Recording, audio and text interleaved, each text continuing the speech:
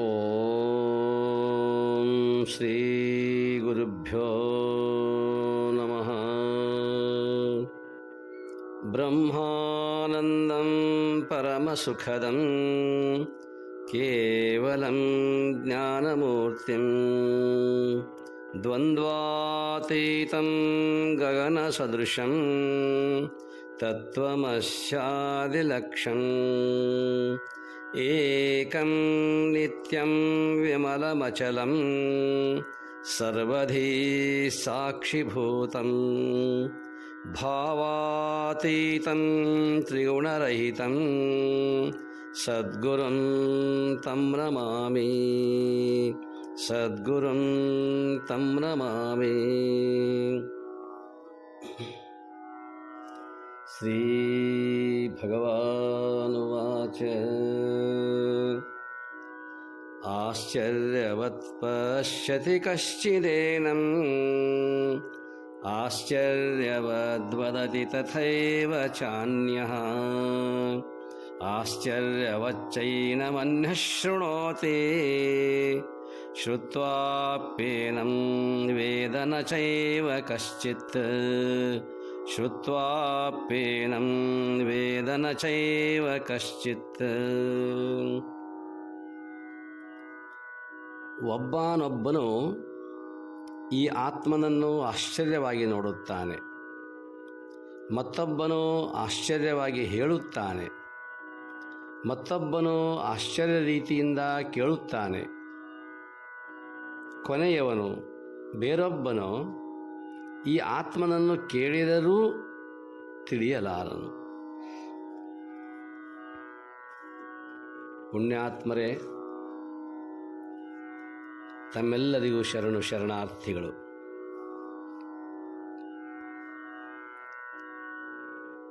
ಅರ್ಜುನನು ಪುಣ್ಯ ಮಾಡಿದವನು, ತನ್ನ ಜನ್ಮವನ್ನೇ ಸಾರ್ಥಕ ಮಾಡಿಕೊಂಡವನು. ಎಲ್ಲಿಯವರೆಗೆ ಕೃಷ್ಣ ಭಗವಂತನಿಗೆ ಪರಮಾತ್ಮನಿಗೆ ಶಿಷ್ಯನಾಗಲಿಲ್ಲವೋ ಅಲ್ಲಿಯವರೆಗೆ ಅವನಿಗೆ ಉಪದೇಶ ಸಮನಿಸಲಿಲ್ಲ. ಯಾವಾಗ ಕೈ ಮುಗಿದು ಕುಳಿತುಕೊಂಡು ಶಿಷ್ಯಸ್ತೇಹಂ ಶಾಧಿಮಾಂ ತ್ವಾಂ ಪ್ರಪನ್ನಂ ಎಂಬುದಾಗಿ ಹೇಳಿದನೋ ಆ ಕ್ಷಣ ಭಗವಂತನ ಹೃದಯ ಅರಳಿತು. ಅರ್ಜುನನ ಹೃದಯ ಭೂಮಿಕೆಯನ್ನು ಸಿದ್ಧಗೊಳಿಸಲಿಕ್ಕೆ ಅಣಿಯಾದ ಭಗವಂತ ಅವನಲ್ಲಿರುವ ಶೋಕ ಮೋಹಾದಿಗಳನ್ನು ತೆಗೆಯುವ ಕಾರ್ಯವನ್ನು ಕೈಕೊಂಡ. ಅವನ ಉಪದೇಶಕ್ಕೆ ತಕ್ಕಂತೆ ಅರ್ಜುನನಲ್ಲಿ ಪ್ರಶ್ನೆಗಳು ಉದ್ಭವಿಸಿದವು. ಅವುಗಳಿಗೆ ಉತ್ತರವನ್ನು ಕೊಡುತ್ತಾ ಶಾಂತಚಿತ್ತನನ್ನಾಗಿ ಮಾಡುವ ಕೆಲಸವನ್ನು ಭಗವಂತ ಮಾಡುತ್ತಾನೆ. ಅರ್ಜುನನಿಗೆ ಬಂದಿರುವ ಸಮಸ್ಯೆ ಎಂದರೆ ಎಂತೆಂತಹ ವಿದ್ವಾಂಸರೂ ಕೂಡ, ಪಂಡಿತರೂ ಕೂಡ ದೇಹದ ಈ ನಾಶತ್ವದ ಪ್ರಸಂಗ ಬಂದಾಗ, ದೇಹವನ್ನು ಬಿಡುವಾಗ ತಾವಾಗಲಿ ಇತರರಾಗಲಿ ಆ ದೇಹತ್ಯಾಗದ ಸಮಯದಲ್ಲಿ ಅವರಿಗೆ ದುಃಖವಾಗುತ್ತದೆಯಲ್ಲ, ಹಾಗಾದರೆ ನನಗೇಕೆ ಆಗಬಾರದು ಎಂಬುದಾಗಿ ಪ್ರಶ್ನಿಸುತ್ತಾನೆ. ಭಗವಂತ ಉತ್ತರಿಸುತ್ತಾನೆ, ಒಂದಿಷ್ಟು ವಿಚಾರ ಮಾಡುವ. ವೇದಾಗಮಗಳನ್ನು, ಪುರಾಣ ಇತಿಹಾಸಗಳನ್ನು, ಪ್ರಸ್ಥಾನತ್ರಯಗಳನ್ನು ಅಂದರೆ ಬ್ರಹ್ಮಸೂತ್ರ, ಭಗವದ್ಗೀತೆ, ಉಪನಿಷತ್ತು ಇವೆಲ್ಲವುಗಳನ್ನು ಅಧ್ಯಯನ ಮಾಡಿ ಅವುಗಳಲ್ಲಿ ನಿರೂಪಿತವಾಗಿರುವಂತಹ ಆತ್ಮತತ್ವಗಳನ್ನು ಸಲೀಸಾಗಿ ತಮ್ಮ ಜೀವನದಲ್ಲಿ ಅರಗಿಸಿಕೊಂಡ ಪಂಡಿತ ಮಹಾಶಯರು, ಜೀವನವನ್ನೇ ವಿದ್ಯೆಗಾಗಿ ಮುಡುಪಾಗಿಟ್ಟ ಮಹಾ ಮೇಧಾವಿಗಳು, ಆಯುಷ್ಯದ ತುಂಬ ದೇವನ ಸ್ವರೂಪ ಚಿಂತನದಲ್ಲಿ ಮುಳುಗಿದ ಮಹಾನುಭಾವರು, ಹಾಗೂ ಮಾತು ಮನಸ್ಸಿನಲ್ಲಿ ಪವಿತ್ರ ಮಹಾವಾಕ್ಯಗಳನ್ನೇ ರೂಢಿಸಿಕೊಂಡ ಮಹಾನ್ ಪುರುಷರೂ ಕೂಡ ಸಂಸಾರದ ಸಂತಾಪಗಳಿಂದ ದುಃಖಿಸುವರೇಕೆ? ಕೊನೆಯಶೂರಿ ಅಳೆಯುವಾಗಲೂ ಮನೆ, ಮಠ, ಮಡದಿ, ಮಕ್ಕಳು, ಬಂಧು ಬಾಂಧವರು, ಅವರು ಇವರು, ಸಮಾಜ ಮರ್ಯಾದೆಗಳಿಗಾಗಿ ಕಣ್ಣೀರು ಸುರಿಸುವರೇಕೆ? ಆಧ್ಯಾತ್ಮಿಕ ಉದ್ಗ್ರಂಥ ರಚಿಸಿ ನಿರರ್ಗಳವಾಗಿ ಉಪದೇಶ ಮಾಡಬಲ್ಲ ಮಹಿಮರೂ ಕೂಡ ಭೌತಿಕ ಗಳಿಕೆ ಉಳಿಕೆಗಳಿಗಾಗಿ ದಿನವಿಡೀ ಶ್ರಮಿಸುವುದೇಕೆ? ವೇದಾಂತದ ನುಡಿಗಳನ್ನೇ ಹಾಸಿ ಹೊದ್ದು ಬದುಕುತ್ತಿರುವ ವ್ಯಕ್ತಿಗಳು ಹೇ ವಿಷಯಗಳಿಗಾಗಿ ತೊಳಲುವರಲ್ಲ. ಇದಕ್ಕೆಲ್ಲ ಏನು ಕಾರಣ? ಇದು ಅರ್ಜುನನ ಮನಸ್ಸಿನಲ್ಲಿ ಅಡಗಿರುವ ಅನೇಕ ಸಂದೇಹಗಳು. ಇದಕ್ಕೆ ಭಗವಂತ ಹೇಳುತ್ತಾನೆ, ಅರ್ಜುನ, ಇದೆಲ್ಲವರು ಎಲ್ಲ ನೀನೇನು ಕೇಳಿದೆಯಲ್ಲ, ಇದಕ್ಕೆಲ್ಲ ಏನು ಕಾರಣವೆಂದರೆ ಅವರವರ ಮನಸ್ಥಿತಿಯೇ ಕಾರಣ. ಎಲ್ಲಿ ಮನಸ್ಸಿನ ಸ್ಥಿರತೆ, ಅಲ್ಲಿ ಜ್ಞಾನದ ಅಭಿವ್ಯಕ್ತಿ. ಎಲ್ಲೆಲ್ಲಿ ಈ ಮನೋರಥ ಎಂಬುದು ಓಡಾಡಿಕೊಂಡಿರುತ್ತದೆಯೋ ಅಲ್ಲೆಲ್ಲ ಬರೀ ಅಜ್ಞಾನದ ವಿಸ್ತಾರ.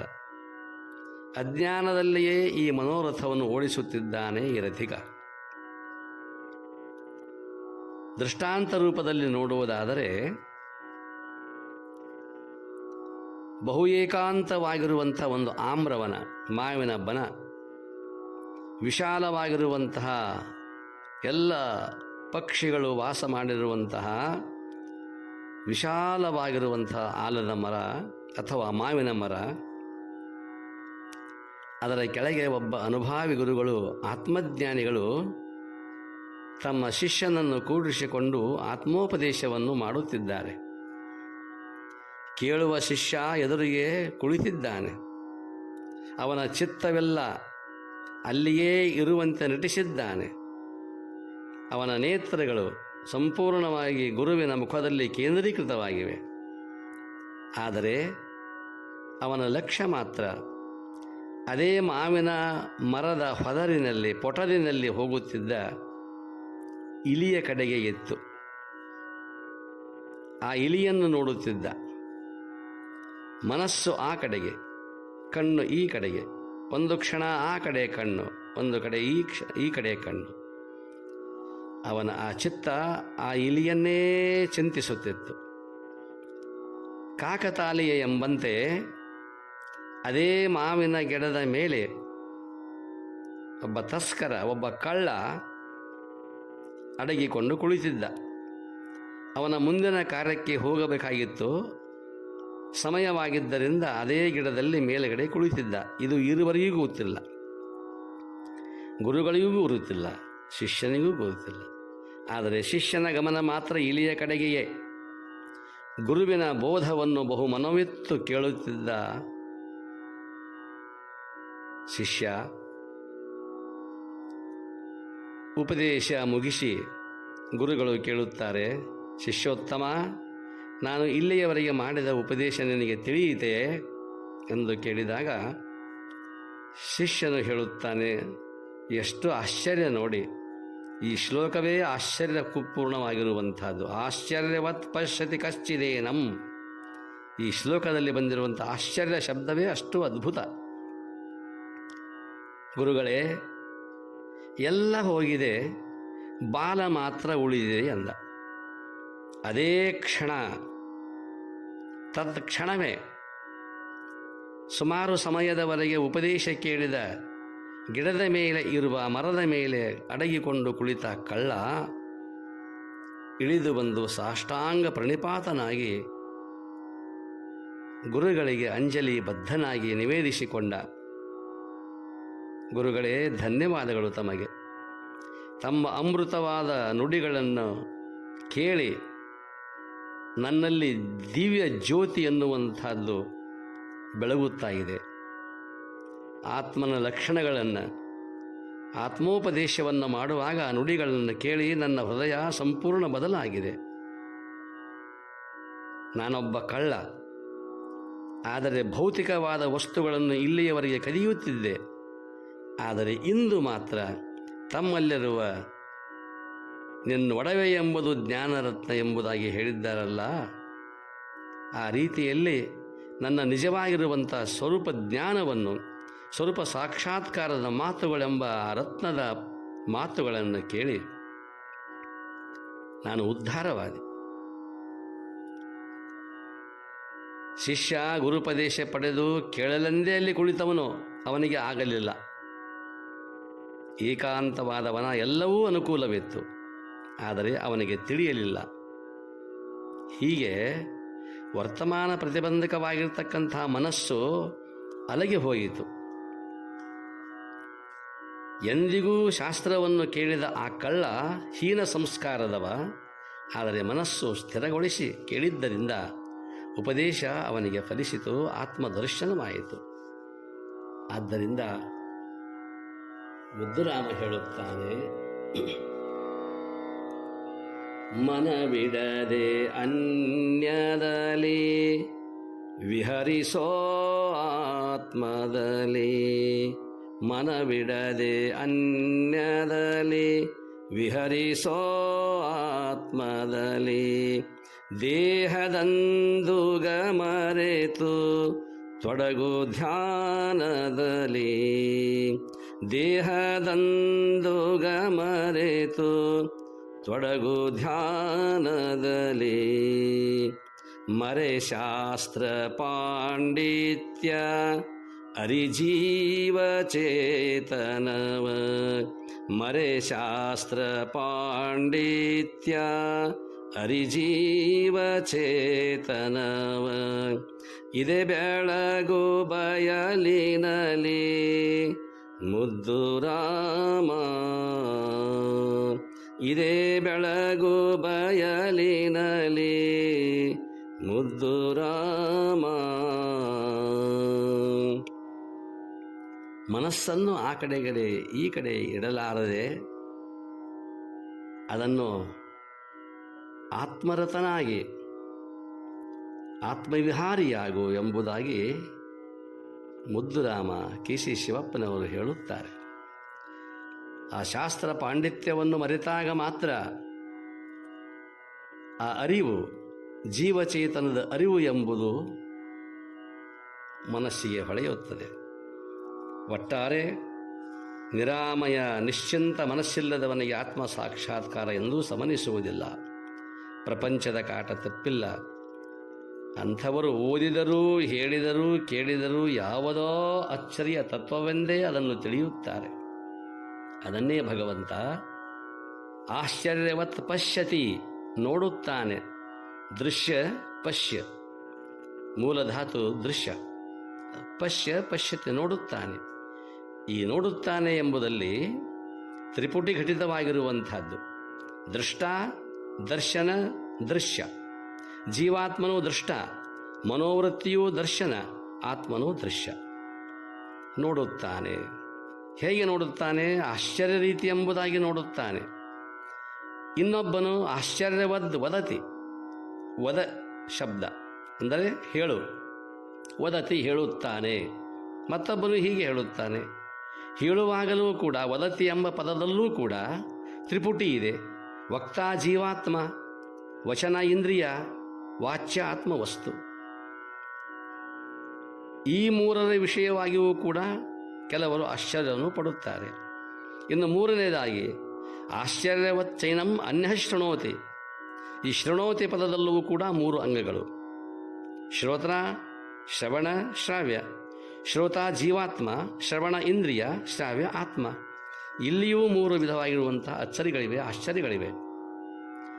ಇನ್ನು ಕೊನೆಯದಾಗಿ ಶ್ರುತ್ವಾಪ್ಯೇನಂ ವೇದನ ಚೈವ ಕಶ್ಚಿತ್. ಕೇಳಿ ನೋಡಿ ಮಾತನಾಡಿ ಯಾವನೂ ತನ್ನ ಸ್ವರೂಪವೇ ಆತ್ಮವೆಂಬ ಅರಿವು ಪಡೆಯಲಾರ. ನಾನು ನೋಡಿದೆ, ನಾನು ಉಪದೇಶಿಸಿದೆ, ನಾನು ಕೇಳಿದೆ ಎನ್ನುವವರು ಯಾರೂ ಇದನ್ನು ನೋಡಿಲ್ಲ, ಆತ್ಮಜ್ಞಾನವನ್ನು ಮಾಡಿಕೊಂಡಿಲ್ಲ. ಉಪದೇಶಿಸಿಯೂ ಇಲ್ಲ, ಕೇಳಿಯೂ ಇಲ್ಲ. ಇದು ನಾಲ್ಕನೆಯ ವರ್ಗ. ಅದಕ್ಕೆ ಉಪನಿಷತ್ತು ಹೇಳಿದು, ನ ಅಯಂ ಆತ್ಮ ಪ್ರವಚನೇನ ಲಭ್ಯ. ಈ ಆತ್ಮನು ಹೇಳುವುದರಿಂದ, ಕೇಳುವುದರಿಂದ, ನೋಡುವುದರಿಂದ, ಕೇಳಿಯೂ ಅನುಭವ ಆಗದೇ ಇದ್ದರೆ ಏನು ಪ್ರಯೋಜನ? ಅರ್ಜುನ, ಜಗತ್ತಿನಲ್ಲಿ ಸಹಸ್ರಾರು ಜನ ಪಂಡಿತರಿದ್ದಾರೆ, ಹೇಳುವ ಗುರುಗಳಿದ್ದಾರೆ, ಕೇಳುವ ಭಕ್ತರಿದ್ದಾರೆ. ಆದರೆ ಅವರು ಆತ್ಮನನ್ನು ಸಾಕ್ಷಾತ್ಕಾರ ತಮ್ಮ ರೂಪವೆಂದೇ ಕಾಣಲಿಲ್ಲ, ಹೇಳಲಿಲ್ಲ, ಕೇಳಲಿಲ್ಲ. ಯಾವುದೋ ಅದ್ಭುತ ಅಚ್ಚರಿ ವಸ್ತುವಿನ ಕಥೆಯೆಂದೇ ನೋಡಿದರು, ಹೇಳಿದರು, ಕೇಳಿದರು. ಆದ್ದರಿಂದ ನೋಡಿಯೂ ಅವರು ನೋಡಲಿಲ್ಲ, ಹೇಳಿಯೂ ಅರಿಯಲಿಲ್ಲ, ಕೇಳಿಯೂ ತಿಳಿಯಲಿಲ್ಲ. ಆದುದರಿಂದಲೇ ಅವರೆಲ್ಲ ಸಾಂಸಾರಿಕವಾಗಿರುವಂತಹ ವಿಷಯಗಳಾಗಿ ಶೋಕ ಮಾಡುತ್ತಾರೆ. ಯಥಾರ್ಥವಾದ ಜ್ಞಾನ ಅವರಿಗೆ ಆಗಿಲ್ಲ. ಆದ್ದರಿಂದ ಏಕೆಂದರೆ ಶರಣರು ಹೇಳುವಂತೆ 100 ನೋದಿ 100 ಕೇಳಿದರೇನು, ಆಶೆ ಹರಿಯದು ರೋಷ ಬಿಡದು, ಮಜ್ಜನ ಕೆರೆದು ಫಲವೇನು, ಮಾತಿನಂತೆ ಮನವಿಲ್ಲದ ಜಾತಿ ಡೊಂಬರ ನೋಡಿ ನಗುವ ನಮ್ಮ ಕೂಡಲ ಸಂಗಮ ದೇವ ಎಂಬುದಾಗಿ ಹೇಳುತ್ತಾರೆ. ಆದ್ದರಿಂದ ಅರ್ಜುನ, ನೀನು ಅವರಂತೆ ಆಗಲಿಕ್ಕೆ ಹೋಗಬೇಡ. ಅವರ ರೀತಿಯೇ ಬೇರೆ. ಅವರದು ಹೇಳುವುದು, ಕೇಳುವುದು, ಓದುವುದು, ನೋಡುವುದು ಇದರಲ್ಲಿಯೇ ಹೋಯಿತು. ಆದರೆ ಯಥಾರ್ಥವಾದ ಆತ್ಮಜ್ಞಾನವನ್ನು ಮಾಡಿಕೊಳ್ಳದೆ ಶಬ್ದದಲ್ಲಿ ಮುಳುಗಿ ಹೋದರೆ ವಿನಃ ಅರ್ಥದಲ್ಲಿ ಮುಳುಗಲಿಲ್ಲ. ಆದ್ದರಿಂದ ನೀನು ಈ ಅಲ್ಲ ಸಲ್ಲದ ಸಂಗತಿಗಳಿಗಾಗಿ ದುಃಖಿಸಬೇಡ ಎಂಬುದಾಗಿ ಹೇಳಿದಾಗ ಅರ್ಜುನ ಕೇಳುತ್ತಾನೆ, ಆಯಿತು ಗುರುಗಳೇ, ಭಗವಂತ, ಆನಂದವಾಯಿತು. ಈ ಪ್ರಾಣಿಗಳಲ್ಲಿ ಆತ್ಮವಿದೆಯಲ್ಲ, ಅದಕ್ಕೂ ದುಃಖಿಸಬೇಕೇ ಅಥವಾ ದುಃಖಿಸಬಾರದೆ ಎಂಬುದಾಗಿ ಅವನ ಕೊನೆಯ ಪ್ರಶ್ನೆ ಇದೆ. ಅದನ್ನು ನಾಳೆ ನೋಡೋಣ. ಎಲ್ಲರಿಗೂ ಶರಣಾರ್ಥಿಗಳು. ಓಂ ಶಾಂತಿ ಶಾಂತಿ ಶಾಂತಿ.